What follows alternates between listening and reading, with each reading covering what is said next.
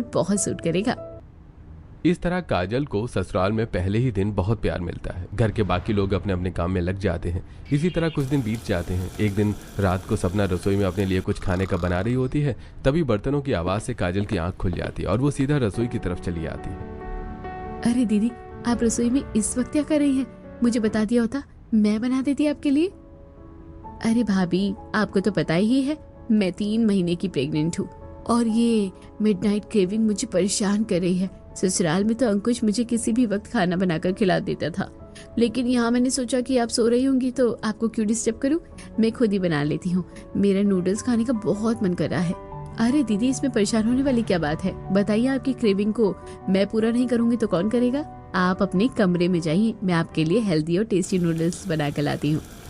काजल सपना को उसके कमरे में भेज देती है और हेल्दी आटे वाले नूडल्स बहुत अच्छे तरीके से बनाकर उसे देती है।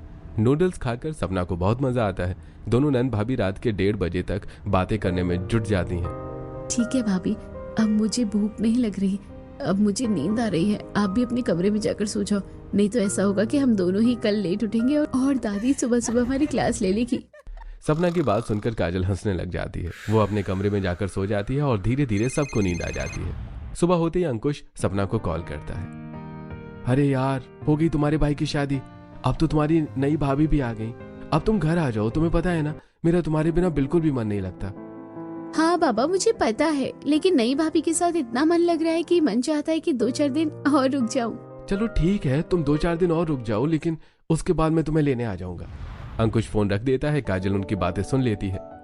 अरे दीदी, अभी तो मैं नई आई हूँ, आपके साथ मेरा इतना मन लगता है, प्लीज अभी मत जाओ ना। अरे हाँ भाभी, मैंने अंकुश को बोल दिया है, वो भी कह रहा था कि 2-4 दिन और रुक जाओ। सपना की बात सुनकर जल्दी जल्दी निपटाती है और मौका मिलते ही सपना के पास आकर गपशप करने लग जाती है।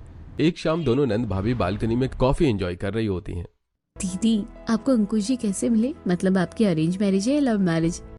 भाभी, हमारी लव मैरिज है। पहले तो घर वाले नहीं मान रहे थे, लेकिन अंकुश ने सबको मना लिया। वो मुझे लेकर बहुत पॉजिटिव है और मुझसे बहुत प्यार करता है। सच में शादी के बाद मैं बहुत खुश हूँ। इसी तरह बातें करते करते कुछ दिन और बीत जाते हैं। आखिरकार एक दिन अंकुश आता है और सपना को वापस ससुराल लेकर चला जाता है। तुम्हारे बिना ये कमरा बिल्कुल सूना लग रहा था। मेरा तो कमरे में आने का दिल ही नहीं चाहता था। मैं ज्यादातर समय बाहर ही रहता था, लेकिन अब तुम आ गई हो तो ये घर मुझे अच्छा सा लग रहा है। अंकुश सपना से बातें करते हुए उसके बेबी बम्प पर हाथ रखता है। अरे बेबी, तुम सुन रहे हो ना? पापा तुम्हारे बिना बिल्कुल नहीं रह सकते। अब तुम जल्दी से आ जाओ।